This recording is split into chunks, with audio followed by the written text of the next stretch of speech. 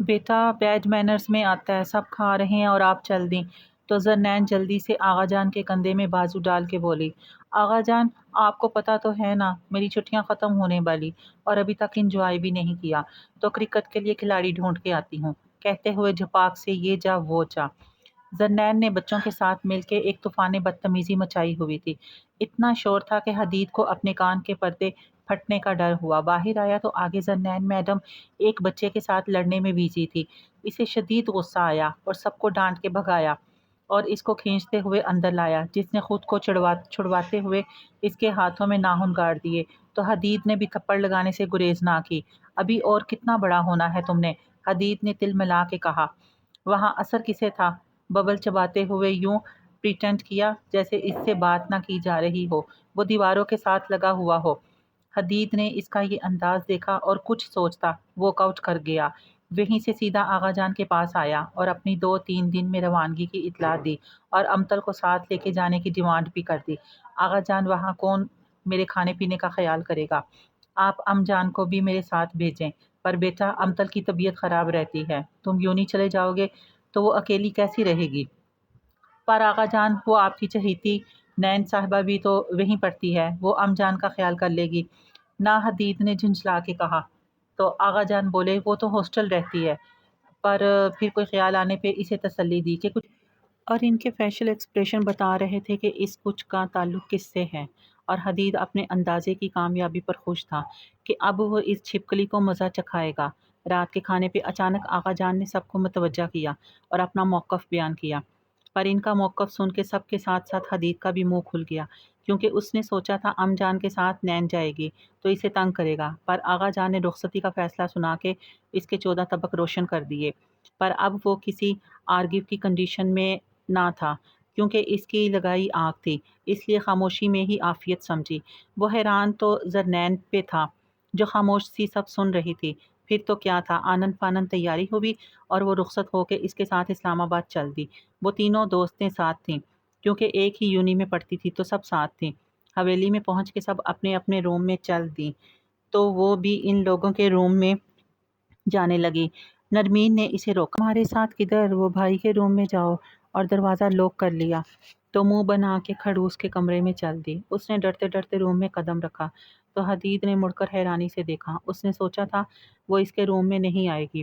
جی محترمہ، کیا مسئلہ ہے؟ وہ نرمین اور ثنا اپنے روم میں نہیں جانے دے رہی اور بولا آپ کے روم میں جاؤں تو اب میں کیا کروں؟ منہ پھلا کے کہتی صوفے پر چڑھ گئی تو حدید اسے اگنور کرتا واش روم گھس گیا۔ باہر آیا تو وہ صوفے پر آرام سے سو رہی تھی۔ وہ بھی سونے کے لیے لیٹ گیا کیونکہ صبح یونی جانا تھا۔ صبح الارم کی آواز پہ دونوں کی آنکھ کھلی تو ذرنین وضو کر کے آئی اور نماز پڑھ کے قرآن پڑھا اور پھر سے لمبی تان کے سو گئی۔ نماز کی عادت جان نے سب میں پختہ کی تھی جو وہ سب نہیں چھوڑتی تھیں۔ حدید کی آنکھ لیٹ کھلی، گھڑی کو دیکھتے ہوئے دوڑ لگائی اور جلدی جلدی ریڈی ہونے لگا۔ جب دیکھا شرٹ پریس ہی نہیں تھی تو اسے سخت کوفت ہوئی اور سامنے نظر ڈالی تو ذرنین سکون سے سوئی نظر آئی۔ اس کو بازو سے پکڑ کے کھڑا کر دیا۔ وہ جو نیند میں تھی پھر سے نیچے جانے لگی۔ جب حدید نے دوسرا ہاتھ بھی پکڑ کر جھنجھوڑا تو اس نے بمشکل آنکھیں کھولی، پر حدید کو سامنے دیکھ نیند ہوا ہو گئی اور ہکلا کے پوچھا کیا ہوا، اور جب اس کے وجود پر نظر پڑی تو ماتھے پہ پسینہ چمکنے لگا، کیونکہ شرٹ کے ساتھ ساتھ بنیان بھی ندارت تھی۔ حدید کے لیے تو یہ عام سا حلیہ تھا، مگر نین صاحبہ نے تو پہلی دفعہ کسی کی بے شرمی کا مظاہرہ دیکھا تھا اور جلدی سے نظریں جھکا لی۔ حدید نے بغور اس کی حرکت کا مشاہدہ کیا اور اپنی شرٹ اس کے ہاتھ میں تھمائی، پریس کر کے لاؤ اچھی سی۔ ذرنین نے بھی بھاگنے میں دیر نہ لگائی اور بے شرم کا لقب بھی دے ڈالا، مگر دل میں۔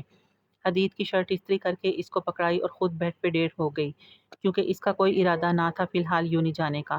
حدید بھی اسے اس کے حال پہ چھوڑتا یونی چلا گیا۔ نرمین اور ثنا بھی اس کے ساتھ ہی چلی گئیں۔ انہیں پہلے ہی ذرنین کے نہ جانے کا پتہ تھا۔ ذرنین پورا دن اکیلے بیٹھ بیٹھ کے اکتا گئی اور نرمین اور ثنا کا بے چینی سے ویٹ کرنے لگی۔ جب گاڑی رکنے کی آواز آئی تو جلدی سے باہر گئی، مگر حدید اکیلا تھا۔ نرمین اور ثنا کہاں ہیں؟ اس نے بے چینی سے پوچھا تو حدید نے پہلے تو اس کی بے چینی انجوائے کی، پھر قدرے منہ بنا کے جواب دیا ہاسٹل۔ تو مجھے کیوں نہیں لے گئی؟ حدید جو اندر جا رہا تھا واپس مڑا اور بولا تمہیں نہیں پتا تم یہاں کس لیے لائی گئی ہو؟ اور اس کا ہاتھ اپنے ہاتھ میں لیا تو وہ رونے کا شغل سٹارٹ کر چکی تھی اور چہ افسوس کا اظہار کیا گیا۔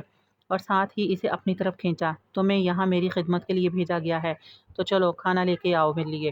وہ جو اس کی قربت پہ پریشان تھی، یہ سن کے تو آسان ہی خطا ہو گئے، کیونکہ اس نے تو کچھ بھی نہیں پکایا تھا اور پلاؤ کے علاوہ آتا بھی کچھ نہ تھا۔ پر مجھے تو کھانا بنانا آتا ہی نہیں، زرنین نے روتی بسورتی آواز میں کہا۔ تو حدید نے غصے سے اس کی طرف دیکھا۔ تو کیا آتا ہے، بیوقوف بنانا؟ تو اس نے جلدی سے اس بات میں جواب دیا، پر جب احساس ہوا غلط اشارہ کر دیا تو جلدی سے نہیں میں گردن ہلائی۔ کچھ تو آتا ہوگا، جو آتا ہے بناؤ، بھوک لگی ہے مجھے، جلدی لانا، اور کچھ نہ لائی تو تمہیں پھر میں کھاؤں گا، وہ بھی کچا، سمجھی؟ تو اس نے جلدی سے گردن ہلائی اور کچن کا رخ کیا۔ ہاسٹل میں رہتے ہوئے پلاؤ ان تینوں کو بنانا آتا تھا، اس لیے وہی پکانے لگی، مگر اندازہ نہ ہونے کے باعث پانی کچھ زیادہ ہی ڈل گیا۔ اتنے میں حدید بھی کرسی کھینچ کے بیٹھ گیا، تو جیسے بھی بنا تھا ٹرے میں ڈال لائی۔ پلاؤ کی ہیبت دیکھ کے حدید کو صدمہ تو بہت ہوا، پر صبر کا گھونٹ پی کے کھانے لگا۔ اس نے بھی شکر کیا اور کھانے لگی، کیونکہ پیٹ میں چوہے دوڑ رہے تھے۔ رات کا کھانا حدید شرافت سے ہوٹل سے لے آیا، کیونکہ اسے پیٹ درد کرنے کا کوئی شوق نہ تھا۔ کھانا کھا کے حدید روم میں چلا گیا، جبکہ زنین برتن سمیٹنے لگی۔ برتن دھو کے وہ روم میں آ گئی تو حدید جو کسی کتاب میں گھسا تھا، سوالیہ نظریں اس پہ گاڑی تو وہ بھی اس کو نظر انداز کر کے صوفے کی طرف بڑھ گئی۔ حدید نے پہلے تو گھورا، پھر اس سے مخاطب ہوتے ہوئے بولا، جہاں تک میرے نالج میں ہے یہاں اور روم بھی خالی ہیں، اس لیے اپنا تشریف کا ٹوکرا اٹھائیں یہاں سے۔ تو وہ صدمے سے اس کی جانب دیکھنے لگی اور غصے سے باہر چلے گئی، پر پورا گھر خالی تھا، ان دونوں کے سوا کوئی نہ تھا۔ اس نے اپنا ڈر بھگانے کو ٹی وی لگایا، پر آگے سے دی نن مووی کا کوئی ہارر سین چل رہا تھا۔ جلدی سے چینل چینج کیا تو دوسری جانب کوئی تو ہے نشر ہو رہا تھا۔ اس کا معصوم دل کانپ رہا تھا۔ جب ڈر حد سے سوا ہوا تو بھاڑ میں جھونکتی حدید کے غصے کو اور اپنی انا کو حدید کے روم میں گھس گئی اور صوفے پہ لیٹ کے تکیہ منہ پہ رکھ لیا۔ حدید نے حیرت سے دیکھا اور پھر اپنی کتاب میں سر دے لیا۔ اس نے اپنا لیکچر تیار کر لیا تھا۔ سونے کے لیے تکیہ سیٹ کیا تو سامنے ہی وہ بال کھولے سو رہی تھی، چہرے پہ بلا کی معصومیت، بڑی بڑی آنکھیں جسے وہ گھما کے باتیں کرتی تھی بند، اور پلکیں اوپر اٹھی ہوئی تھی اور ہونٹ نیم وا تھے۔ بلا شبہ وہ بہت خوبصورت تھی، پر اس کو دیکھتے ہی بہت سے زخم تازہ ہو جاتے۔ ابھی بھی نرم احساسات کی جگہ کرختگی نے لے لی، کیونکہ اسی کی وجہ سے وہ سارا، جو کہ اس کی اکلوتی دوست اور پسند تھی، اس سے دور ہوئی تھی۔ اس نے چڑ کے کروٹ لی اور سونے کی کوشش کرنے لگا۔ زنین کی آنکھ کھلی تو ہر طرف اندھیرا چھایا ہوا تھا۔ اچانک ہی خوف کی لہر اس کے وجود میں دوڑ گئی اور تکیہ آنکھوں کے اوپر مضبوطی سے دبایا، پر کوئی فائدہ نہیں۔ ڈر کو نہ جانا تھا نہ گیا۔ اس نے موبائل کی ٹارچ آن کی اور آہستہ سے بیڈ کے قریب گئی۔ پہلے تو کچھ دیر سوچا، پھر حدید کو اٹھانے لگی۔ وہ جو تھوڑی دیر ہوئی سویا تھا، ہڑبڑا کے اٹھا۔ آگے زرنین محترمہ کی بصورتی صورت دیکھ پارا چڑھ گیا اور چلایا، کیا تکلیف ہے؟ تو زرنین کے آنسو گالوں پہ لڑک آنے، کچھ ڈر سے اور کچھ حدید کی ڈانٹ سے۔ حدید نے کوفت سے اسے دیکھا اور قدرے نرم لہجے سے پوچھا، کیا ہوا ہے؟ تو وہ بھی جلدی سے مدعے پہ آئی، کیا پتا کب موڈ چینج ہو جائے کھڑوس کا، مجھے ڈر لگ رہا۔ تو حدید نے اس کو مختصر جواب دیا، میں اس میں کیا کر سکتا ہوں؟ کیا تمہیں لوری سناؤں؟ حدید نے بن نہ کے کہا، نہیں میں نے یہ تو نہیں بولا، آپ تھوڑی دیر جاگے میں سو جاؤں تو آپ بھی سو جانا۔ شاہانہ انداز اپنایا گیا۔ حدید کو غصہ تو بہت آیا، پر اسے لگا اس میم کے ساتھ دماغ کھپانا عبث ہے، تو تم ایسا کرو یہیں پہ ڈیرا لے آؤ اپنا، اس نے تپے تپے انداز میں کہا۔ تو وہ جلدی سے بولی، سچی میں؟ تو وہ نیند کی وجہ سے جسٹ ہنکارو بھر کے سو گیا۔ زرنین نے تکیے کو درمیان میں رکھا اور سو گئی۔ صبح الارم کی آواز پر حدید کی آنکھ کھولی تو نظر سامنے ہی انگڑائیاں لیتے وجود پہ پڑی، تو اس کے انداز پہ لا حول ولا قوت پڑتا اٹھا اور وضو کرنے باتھ روم چلا گیا۔ نماز پڑھ کے الماری سے ڈریس نکال کے آج کیا پہنوں کی تفسیر بنا ڈریس ڈیسائیڈ کرنے لگا، جبکہ زرنین نماز پڑھ کے سونے کی تیاری میں تھی۔ جب اس نے سوٹ اس کے ہاتھ میں دبایا، پریس کر دینا، اور خود سونے کے لیے لیٹ گیا، وہ غم زدہ شکل بنا کے وہاں سے چلی گئی۔ وہ جیسے ہی روم میں انٹر ہوئی تو حدید نے ناشتے کا آرڈر تھمایا۔ وہ تب کے اسے دیکھتی ناشتہ بنانے لگی۔ 2-3 جگہ سے بازو جلا، پر اسے پتا تھا کہ اگر دکھایا بھی کسی کو تو پرواہ کہاں ہونی تھی، اسی لیے درد دبائے ناشتہ تیار کیا اور حدید کو پکڑا آئی۔ خود یونی کی تیاری کرنے لگی۔ حدید کا ناشتہ دیکھ کر ہی منہ پھول گیا کیونکہ دنیا کے نقشے سارے تیار کیے گئے تھے۔ اوک سوک ناشتہ زہر مار کیا اور ذرنین کا ویٹ کرنے لگا۔ ذرنین بھی ناشتے کا پورا بدلہ لیے اور جتنی ہو سکتی تھی دیر کرائی۔ جب حدید کا صبر کا پیمانہ لبریز ہو گیا تو روم میں گھس گیا۔ آگے وہ شوز کی اسٹرپ بند کر رہی تھی۔ حدید کو سخت غصہ آیا کیونکہ اس کے آنے کا بھی نوٹس لیے بغیر وہ سستی کے سارے ریکارڈ توڑ رہی تھی۔ جب حدید نے بازو سے پکڑ کے گھسیٹا تو وہ درد سے بلبلا اٹھی کیونکہ آلریڈی ہی اس کی بازو جلی ہوئی تھی۔ اوپر سے اس نے زور سے پکڑا تو درد سے چیخ نکل گئی۔ اب کیا تکلیف ہے؟ کیوں چیخیں لگا رہی ہو تم تو؟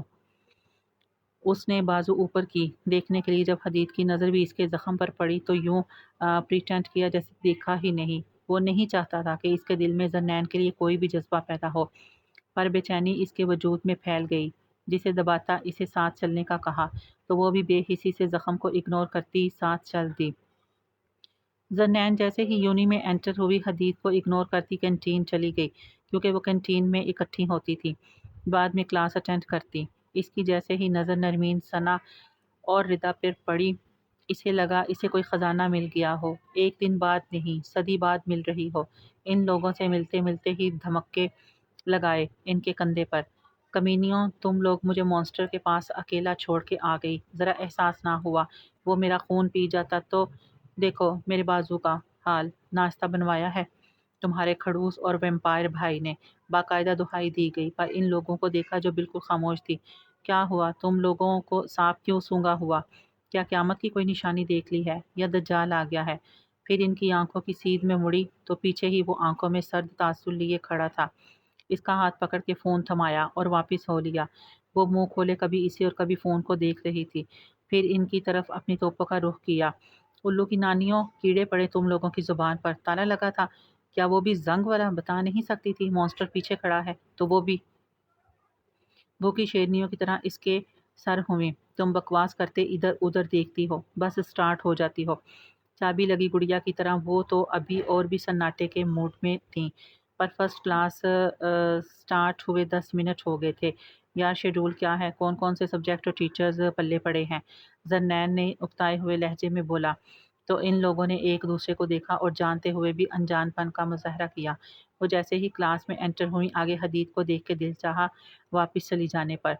کلاس کا سوچ کر انٹری کر لی اور پیچھے جا کے بیٹھی تاکہ اس کو کم ہی نظر آئے۔ حدید کلاس سے انٹرو لے رہا تھا۔ جب اس کی باری آئی تو وہ بھی کھڑی ہوئی اور نام بتا کے بیٹھنے لگی۔ جب حدید نے اگلا سوال کیا آپ کا ایم آف لائف تو اس نے مزے سے جواب دیا کھانا پینا اور سونا، تو پوری کلاس کی ہنسی چھوٹ گئی۔ حدید نے خشمگی نظروں سے اسے دیکھا پر وہاں دنیا بھر کی معصومیت چھائی تھی۔ حدید کا پوئٹری کا پیریڈ تھا ان لوگوں کی کلاس میں اور ذرنین اتنی پوئٹری تنگ تھی اسے اردو میں مشکل سے سمجھ آتی تھی، کجا کے انگلش۔ حدید نے شیلے اور شیکسپیئر کا انٹرو کروایا جبکہ ذرنین نے پورا پیریڈ جمائیاں لیتے گزارا کیونکہ جو چیز اچھی نہیں لگتی تھی وہ سمجھ بھی نہ آتی۔ اللہ اللہ کر کے کلاسز ختم ہوئیں اور وہ دوڑی کینٹین میں بھوک سے جان نکل رہی تھی۔ وہ جو انہیں جلدی آنے کا بول کے باہر نکل رہی تھی باہر سے جاتے حدید سے ٹکرائی اور بنا دیکھے ہی لڑنا سٹارٹ۔ اندھے ہو کیا؟ آنکھوں کے آگے چربی چھائی ہے کیا؟ تم جو اتنی کیوٹ پیاری لڑکی نظر نہیں آئی؟ اور جیسے ہی نظر چہرے پر پڑی تو بولتی بند ہو گئی کیونکہ حدید غصے سے لال تھا اور اتنے اسٹوڈنٹ کے سامنے انسلٹ پہ دانت پیس کے بولا آنکھوں کا علاج کرانے کی آپ کو ضرورت ہے مس ذرنین صاحبہ، اور وہاں سے واک آؤٹ کر گیا۔ ذرنین نے پیچھے سے زبان چڑھائی اور کینٹین آ گئی۔ کینٹین میں پہنچ کے اس نے بریانی جبکہ ان تینوں نے برگر منگوائے۔ ابھی وہ کھا ہی رہی تھی کہ داؤد اور داور جو کہ اس سے سینئر تھے قریب کی ٹیبل پہ آ کے بیٹھ گئے۔ ان کو دیکھتے ہی ذرنین کو کسی اپنے کا سا گمان ہوتا تھا اور اس نے اکثر داؤد کی نظریں نرمین کے گرد گھومتی پائیں، پر آج تو شاید وہ نظر نہ ہٹانے کا عہد کیے ہوئے تھا جبکہ اس کی نظروں سے نرمین کا سرخ چہرہ ذرنین دا پاپے کٹنی کی نظروں سے اوجھل نہ رہ سکا اور اس نے اس کے کان میں گھس کے گل افشانی کرنا اپنا آئین فرض سمجھا۔ کیا چل رہا نرمین ڈارلنگ؟ تو وہ ایسے گڑبڑائی جیسے کسی نے چوری پکڑ لی ہو۔ گگیا ہوا ہے؟ اس نے لڑکھڑاتے لہجے میں پوچھا۔ کچھ تو چل رہا ہے۔ جس کی پردہ داری ذرنین نے آنکھیں گھمائی تو اس نے سرخ چہرہ اٹھا کے آنکھیں نکالی، پر اب تو ثنا اور ردا بھی اس کے سر ہو گئیں تو اسے بتاتے ہی پڑی۔ اس نے وہ کو لمبا کیا تو انہوں نے گھور کے اسے دیکھا۔ وہ کیا؟ سب یک جان زبان چلائیں۔ وہ داؤد نے مجھے پرپوز کیا ہے۔ پھر تو کیا تھا، وہ آگے آگے تھیں اور وہ تینوں اس کے پیچھے۔ آخر اتنی بڑی بات چھپائی تھی اس نے۔ ان سب کی سپیچ کو بریک حدید کی آمد نے لگائے، جس نے آتے ہی سانس چلنے کا حکم سنایا، جس سے اس کی ہنسی ہرن ہو گئی۔ اس نے ان لوگوں کو مدد طلب نظروں سے دیکھا، پر وہاں پہ نو انٹری کا سائن نظر آیا تو مرتا کیا نہ کرتا کہ تحت اس کے پیچھے چل دی۔ حالانکہ اس کا دل موسم کو انجوائے کرنے کا تھا۔ کالے بادل چھا گئے تھے جو اس کی کمزوری تھی۔ وہ دل مسوس کے اس کے ساتھ چل دی۔ حدید نے کھانا پیک کروایا راستے سے، کیونکہ اس کی کوکنگ سے وہ اچھی طرح واقف ہو چکا تھا۔ وہ گھر کے داخل ہوتے ہی روم میں چلی گئی۔ حدید بھی اس کے پیچھے ہی روم میں آیا تو وہ باتھ روم سدھار گئی۔ باہر نکلی تو حدید الماری میں گھسا ہوا تھا، اپنا کرتا شلوار لے کے نہانے چلا گیا۔ جب واپس آیا تو وہ آرام سے بیٹھی تھی، جب حدید نے بازو سے پکڑ کے اٹھایا اور اس کا بازو موڑ کے کمر سے لگایا۔ ہاں تو مس زرنین، میں تمہیں کیا لگتا ہوں؟ ذرا میرے منہ پہ بولیے گا۔ وہاں مجھے سمجھ نہیں آئی تھی آپ کی پوری بات۔ وہ پہلے تو اس کے انداز اور پھر اس کی قربت سے خائف لرز رہی۔